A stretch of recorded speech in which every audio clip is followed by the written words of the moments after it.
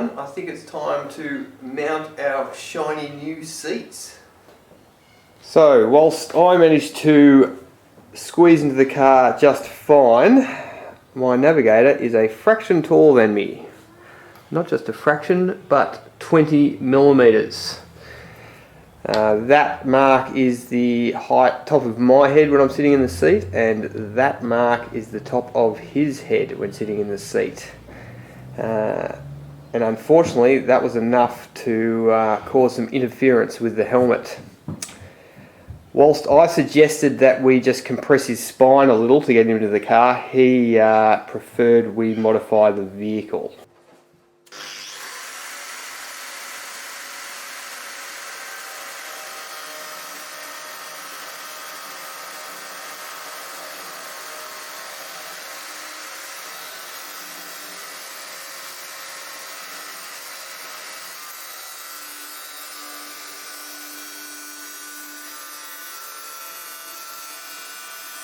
Yes, a dirty great big hole in the floor. So before we can look at mounting the seats, we need to make a cover for that hole. Something like this CAD template. That's designed to actually come to be mounted from the bottom of the floor. So the first job is to recreate that in steel. Maybe something like this. So let's go and do that.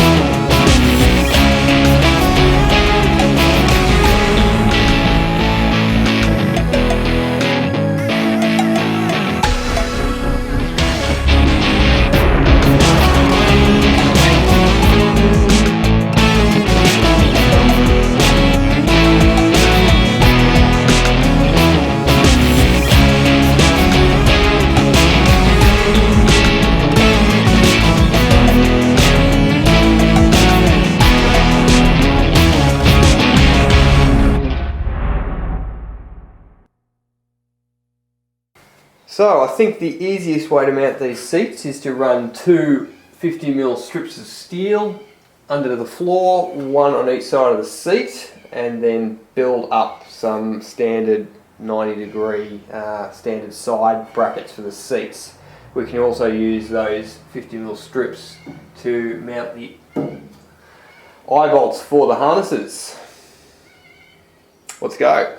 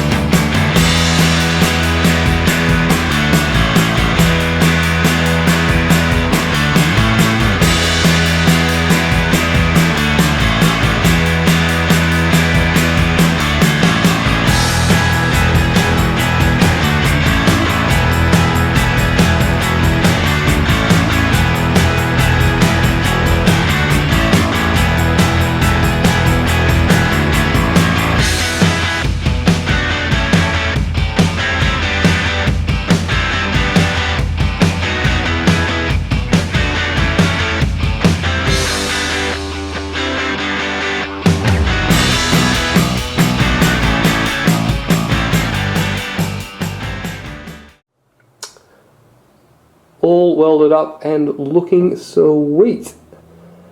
Now that we've got something a little bit thicker than aluminium foil to bolt the seats to, I think it's time to make the top mounts.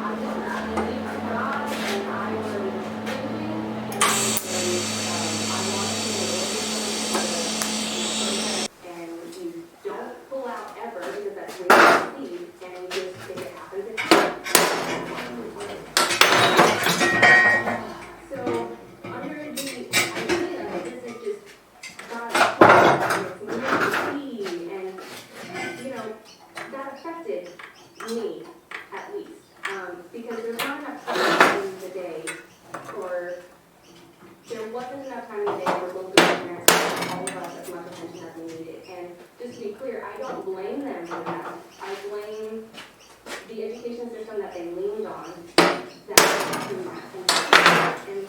that basically taught them that there's only one way to do things, and this is that way. It's not like, here's what works for me, what do you think? I mean, this is the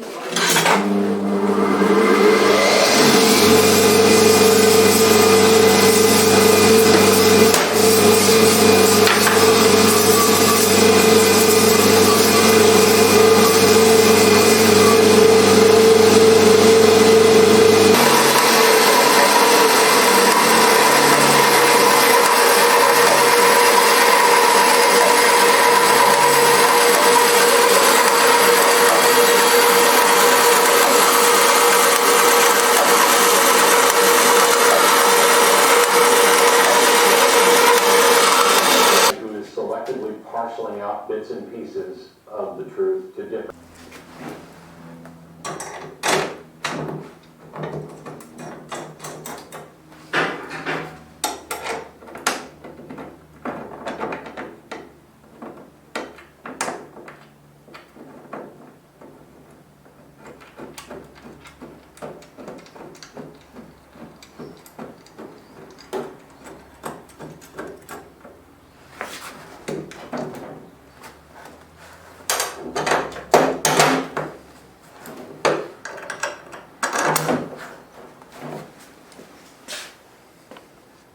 So now for something completely different. Up at the front end of the car, and this is the front suspension mount, the top front suspension mount. Both the A-arm, top A-arm and the damper, or the coilover arrangement, bolts into there with a threaded rod, not unlike this one. This one's from the other side of the car, which came out no problem, but this one was firmly welded into place. Unfortunately, I couldn't use the method of undoing this nut and dragging the threaded rod out with this nut, because this nut had already been stripped previously. But to be honest, with how stuck it was in there, I don't think that method was going to work anyway. So I managed to carefully cut all the components off without doing any damage, surprisingly, which just left me with this rod stuck in this suspension mount.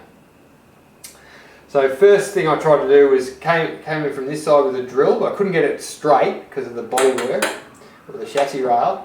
But I got it in far enough to get a good sized pin punch in there and started giving it some massive clouts with the hammer.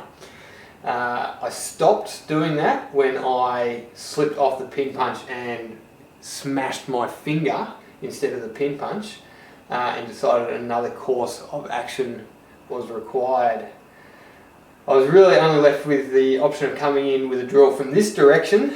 So to centralise the drill, I turned up this steel component with an 8mm reamed hole in it, and this little bronze bush on the other side, again with an 8mm reamed hole that pressed in there firmly, and then got this comically long 8mm drill bit, and from the inside of the cabin drilled all the way through till I met up with that off-centre hole I'd started on the other side. It took me about 2 hours. Then I used this homemade extended 10mm drill bit to open the hole up a bit further, and gave it a few more clouts with the hammer and the pin punch, thinking that, you know, with the sort of the core taken out of the rod, it would have somewhere to collapse to and hopefully it would break free. Still no go.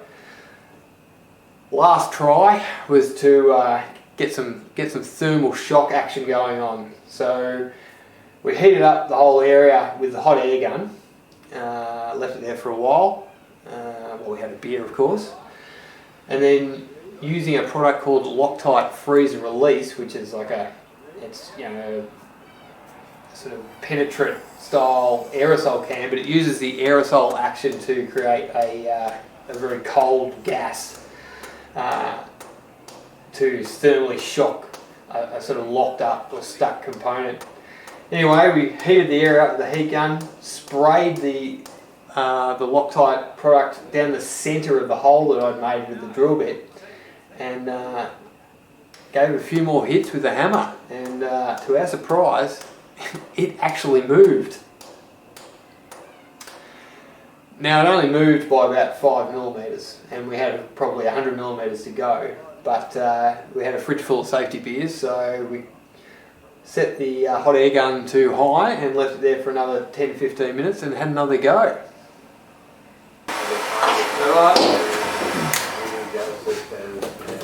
Allegory or things like that. I don't think that Go for it. I don't think they're being. Yeah. What I'm talking about? You know, Oh, stop. Oh shit. No, stop. Run out of length on it. I would say in the Orthodox sense, No. meaningful. Yeah. I'll just keep hitting it harder.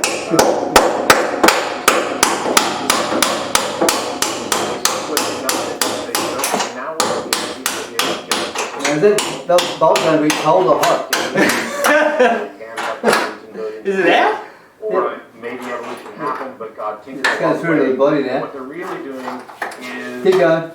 Keep going. It's free, but it's If just it's possible, going up in the hole. which I think is fairly weak, but they're also weakening the science because. Well, let's find about that. That was easy. For some beings to come in and tinker. There's no intent, no design, and no need to even posit any such interaction. Well, wait a minute here. Do we like Loctite? Oh yeah. How much do we like physics? The Genesis story has the fall of man, right? And if there was no Adam and Eve, and there was no Oh, fall, that's good, wasn't the it? whole reason for Jesus' existence is Look. Yeah. Yeah, we like Vince. That's why Probably chemistry plays a bit of a part. Ah, that's all smoke and mirrors. Time to adjust here first. I'll go ahead and say I'm Matt. You're saying.